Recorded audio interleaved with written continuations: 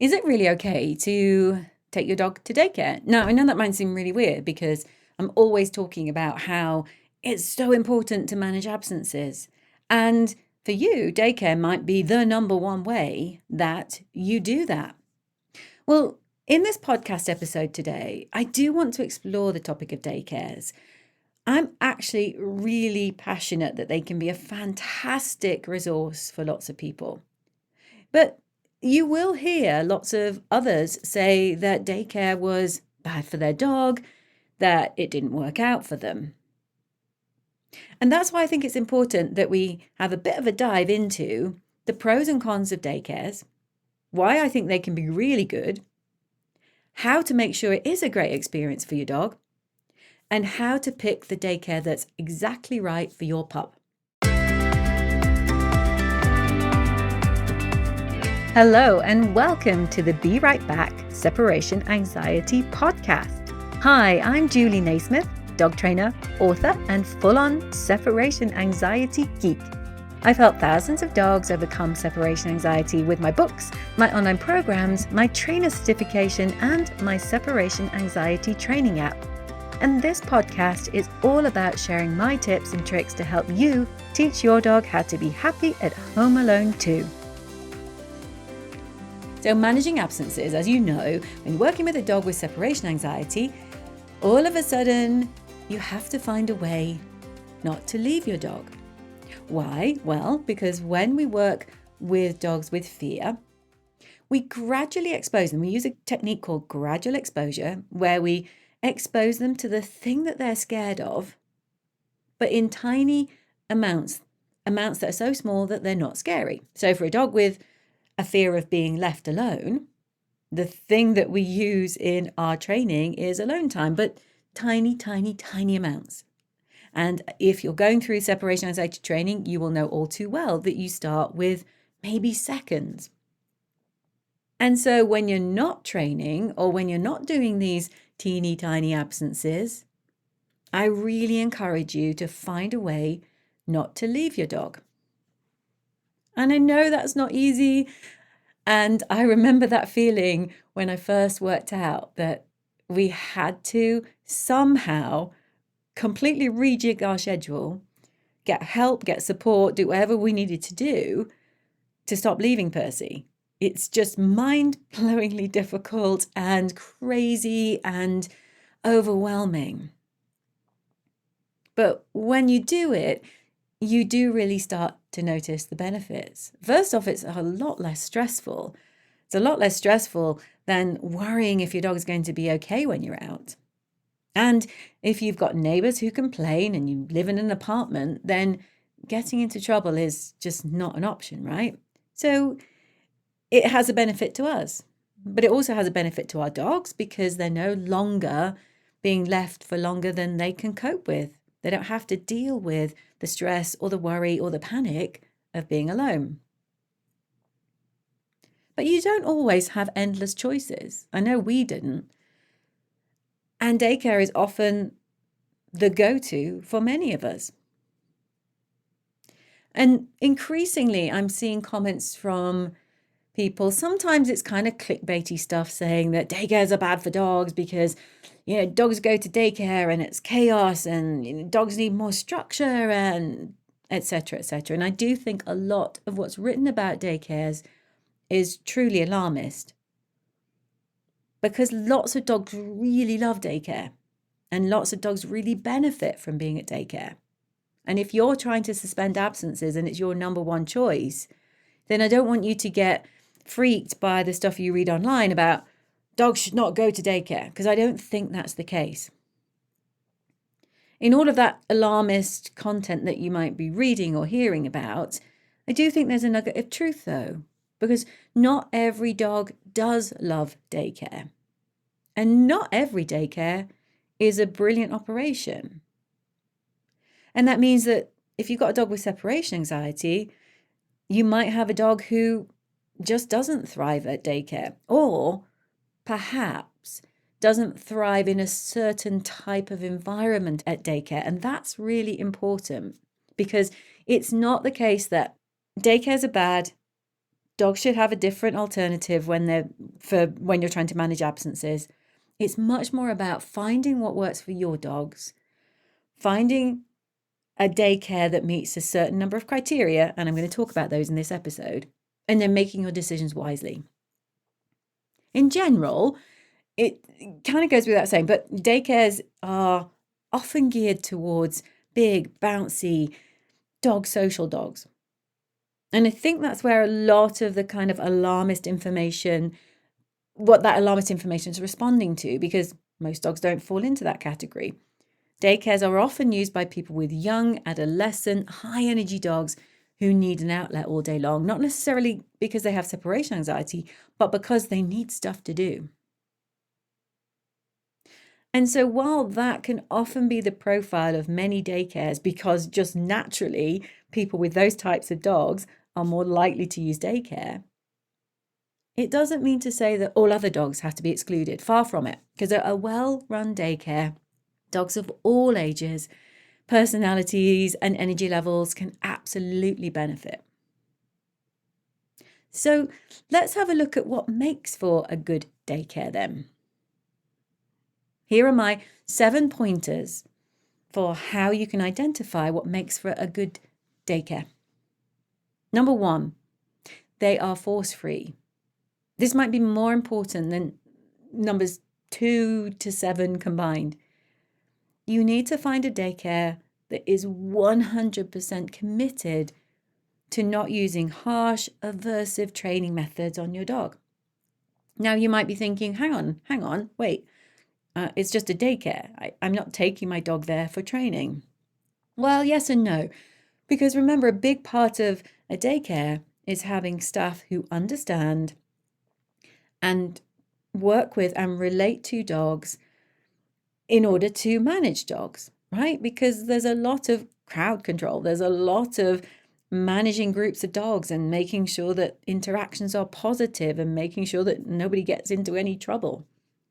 And so there's, even if it's not formal training, that intervention, the stuff that staff at daycare do, that is a type of training because people will be intervening in a certain way. They'll be using certain methods if there's a fight or if one dog is getting a bit over the top.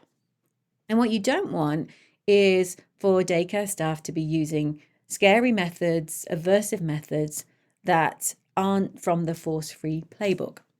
So you definitely want to be asking what their philosophy is on training. Even though it's a daycare center, ask them what their philosophy is on training.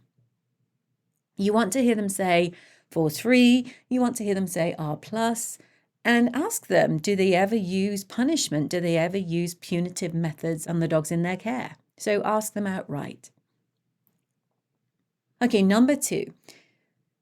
A good daycare is only going to use crates for those dogs who are happy in their crate. So dogs that have been crate conditioned and are comfortable and contented in their crate. Ideally, if you can find a daycare center that doesn't crate dogs at all, even better. But you definitely want to make sure that the daycare doesn't crate dogs who hate being in their crates. And chances are, if you've got a dog with separation anxiety, I bet your dog is one of those dogs who doesn't love being in their crate, especially in a strange environment. They might be okay in their crate in the living room while you're watching TV, but will your dog who's got separation anxiety be okay in a crate in a strange place? Highly unlikely. So check out their stance on using crates. Number 3, they have a mix of dogs. They have a mix of breeds. They have a mix of ages. They have a mix of personality types and a mix of energy levels. So in other words, they are able to cater for dogs coming from all different starting points. It's not just a place where the big, loud, rambunctious dogs get to go around and be chaotic and interact with each other in a kind of really high energy, crazy kind of way. Because if you've got a small, low energy, quiet, reserved, older dog who's like so done with playing with other dogs, and by the way, that is fine. Like, I play very differently now at my age than I did when I was 5. And it's perfectly okay for older dogs to say, oh, do you know, I don't want any of that. You crazy 2-year-olds over there. Yeah, you can do all of that. I just like to snuggle. I just like to chill during the day. So you want to make sure that your daycare really understands different types of dogs, that dogs who don't want to play aren't a problem, and your dog isn't having issues because he doesn't want to play with young bouncy dogs. So they understand the mix of breeds, the mix of profiles and personalities, and they are okay with that. Number 4, and if they have that mix, you want to know that they've got quieter spaces for the older dogs, for the smaller dogs, for the lower energy dogs. So is there somewhere that if your dog isn't one of the bonkers ones that just wants to tussle and roll about all day long, is there somewhere for your dog to hang out and be away from the melee? Number 5, a good daycare will be really happy to work with you to get your dog comfortable in the daycare. That will mean things like they will allow you to do short trips to start with, or short stays, an hour maybe, rather than you having to commit to half a day or even a full day. It means they'll be very accommodating when it comes to helping you hand over your dog. Because some dogs hate it when you walk in, hand over the leash, and off you go. Sometimes you have to do things slightly differently for a dog to be okay with suddenly being left in this newish environment, even if they've had kind of meet and greets or they've had short stays there of an hour or less. Getting that handover right can really matter for some dogs. So will your daycare work with you on that? Number 6, they will absolutely let you do a tour. They will have no reasons, no issues, no concerns about you having a look around. No, they may decide that there are times of the day where it's better for you to go back there than other times. Maybe they have a quiet time and they don't necessarily want visitors coming in and out during nap time. If they let you book, then great. But if they say to you, no, we don't do tours because, then I would be deeply suspicious of that. I mean, I get it, because comings and goings and different people, that can be exciting for dogs, and they don't necessarily want to get all the dogs all amped up all day long. But a managed tour, well, that's fine, and they should be very happy to let you do that.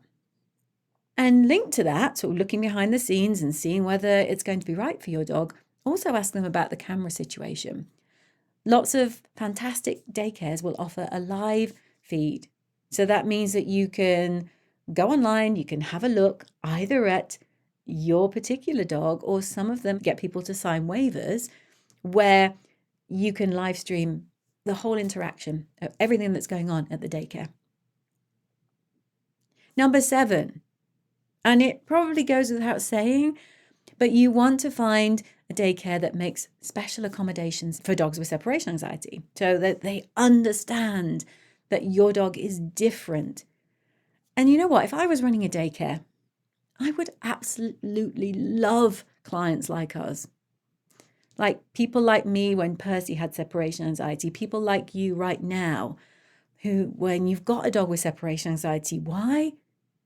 Because we are committed clients, I tell you. So if you're running a daycare and listening to this, let me tell you, the lengths we will go to find ways for our dogs not to be alone, it's just no other dog parent compares to our commitment. We spend a lot of money on care for our dogs, and we'll often do it for a number of years. Now, don't freak out if you're listening to this thinking, wait a minute, I'm working on my dog getting over separation anxiety. Now Julie's saying I'm going to be using daycare for years. I mean, in the sense that when you're working with a dog with separation anxiety, when you get your dog to a certain amount of time that you can start to do things, or that you feel like is true recovery, and it might be 2, 3 hours, 4 hours, there still might be times where you need to leave your dog for a whole 10 hours, say. Maybe you've got to go to a hospital appointment and it's in a hospital that's not close to you and you're going to be in all day or whatever. So in your life, in your dog's life, if you have a dog with separation anxiety, there may still be times in the future where you want to rely on daycare, much more so than someone who's got a quote, normal dog. You know, I hate saying normal dog, but yeah, normal dog. And so if you're a daycare owner, just remember, we're really committed. So if you understand our dogs, you have got a really good client for life. So it's worth understanding the needs of separation anxiety, the needs of dogs who've got separation anxiety. It's really worth it. And so if you're shopping around for a daycare, asking what they understand about separation anxiety, what they do for dogs with separation anxiety, absolutely the way to go. So all well and good. Those are my criteria, the things that I would absolutely look for now if I was shopping for a daycare. And if you keep those in mind when you're looking for a daycare, chances are you're going to have a much more successful experience. And how to make daycare work for your dog? Well, definitely shop around. Okay, so take all those criteria that I've just gone through. And if you've got options, shop around. Now, I know that sometimes we're limited, either because we live in a small place and there aren't many daycares, or maybe just the logistics. You might live in a city and not have a car, but you need to be able to choose a daycare that will do pick up and drop off. So you're going to be more limited.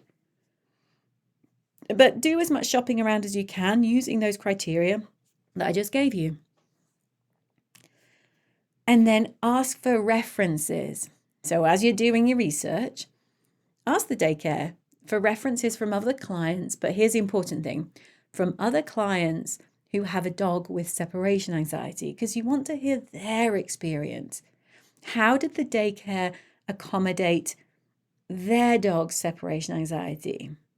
What you don't want are a handful of references from clients who have dogs that are completely different to yours.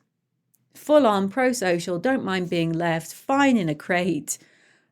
Yeah, no, those aren't the references that are going to matter to you. So definitely ask, can I speak to somebody else, another one of your clients who's got a dog with separation anxiety, please?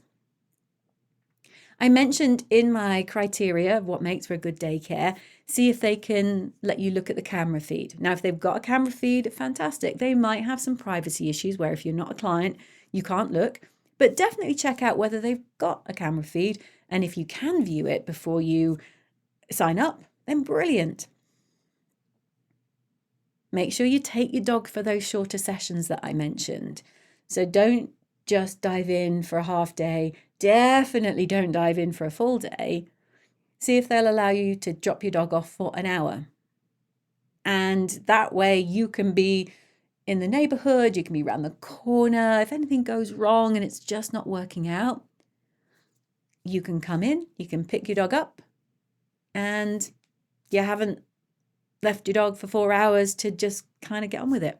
Now, you might find that your dog does struggle more in that first hour than is truly indicative of how they'll cope. And what do I mean by struggled? You'll often hear daycare staff report that your dog whined, your dog seemed very reserved, your dog didn't want to interact. So just take what they say, take their observations and think about them. What do they really mean? If your dog was reserved, well, that might be okay, because not every dog wants to be in the thick of it at a daycare. If your dog is howling for an hour, then I think we've got a bigger problem. But the challenge is that for lots of dogs, they are not going to absolutely love that first hour. They just won't. I don't mean do a sink or swim thing where you say, right, you're just going for an hour and you're just going to get on with it. I just want you to know that lots of dogs can have a little bit of a struggle with their first trips to daycare, but they can get better. They can get more used to it. I'm going to talk about that a bit more in a couple of minutes, because there's another thing that I want you to do to make daycare work that's kind of linked to that first hour, that first session. But another way to make daycare work is definitely ask for a report card. Now, lots of daycares do that as standard. Maybe it's every day, it's every week. When you get that report card, just be aware that some of the things they might say might not be a problem. If, for example, they're saying your dog didn't want to play with the other dogs, I wouldn't worry at all about that. Actually, what that would make me do is say, yeah, okay, my 9-year-old Jack Russell Chi Cross, who's quite small and quite nappy and sleepy because he's 9 and he likes to play, but he also likes to just chill. Well, yeah, he won't be interacting with the big bouncy dogs. So do you have a space for him? Do you have lots of nice comfy beds in a quiet room where he can go? So ask for the report card, and when you get the information, see if it makes you think, oh, I need to ask them to do this. Or is that really a concern, or is it just that my dog is different to the other dogs that they're used to? Now, you know I said that often that first hour or the first time you drop your dog off, it might not be a complete success. And things that you can do to help improve the chances of success on that first session or on ongoing sessions are reflecting on, how do I drop my dog off? Because some dogs hate it when we walk in and the leash gets handed over and then we just go, bye. Some dogs really can't cope with that. Some dogs do better with like really simple changes. Perhaps a daycare staff member coming to your car as you're parked outside and taking your dog. Sometimes them collecting your dog.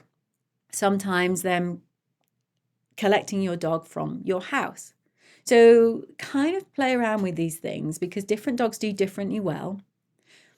And you might just have a dog who's just going to hate that handover regardless. So if you have a staff member who could really help to change that up a little bit, maybe the staff member has an amazing treat, the most delicious food that your dog only ever gets at that time, then that's a fantastic opportunity to get daycare staff involved in making that handover go smoother. And that's going to help that first hour or that first drop off, that first session go that bit better.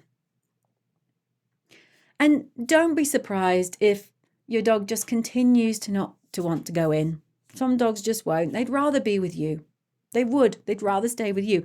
But it doesn't mean to say that they're having an horrific time at daycare. If you get the report card, if you can watch a camera feed, it could just mean that they'd rather be with you, but they're okay at daycare. I talk a lot about least worst alternatives when it comes to helping our dogs be okay with their alternative care, with you managing absences. And yeah, most dogs would much rather be with us in their home, right? For the most part, especially older dogs. But if you have no alternative, then being in daycare is a way better option for your panicky dog than being home alone. Especially if this is a daycare where they aren't going to leave your dog alone, where they understand that your dog will need human company and human contact for a lot of the time, where they have special provisions and accommodations for dogs with separation anxiety. For example, they will allow dogs with separation anxiety to hang out in the office where people are all the time, or they are adamant that your dog with separation anxiety will never be crated. So even if your dog isn't saying, woohoo, this is the best place ever, the chances are if you've got a dog who panics when they're home alone, and you've done all your due diligence and followed all the pointers in this podcast to select the right daycare, the chances are your dog is going to feel better in that environment than they are home alone. So absolutely do not give up on the idea of daycare just because you've read a few alarmist comments saying that daycares are bad for dogs. They're not. A really good daycare is a fabulous option for a dog with separation anxiety. Just go through the criteria, be a picky client, and you and your dog will both be better off for finding the right place. That's it from me for this episode. I'll catch you on the next one. Thank you so much for listening to this episode of the Be Right Back Separation Anxiety podcast. If you want to find out more about how I can help you further, head over to julienaismith.com. Meanwhile, if you enjoyed listening today, I would love it if you would head over to wherever you listen to your podcast and consider rating my show. Thanks so much. Good luck with that training, and bye for now.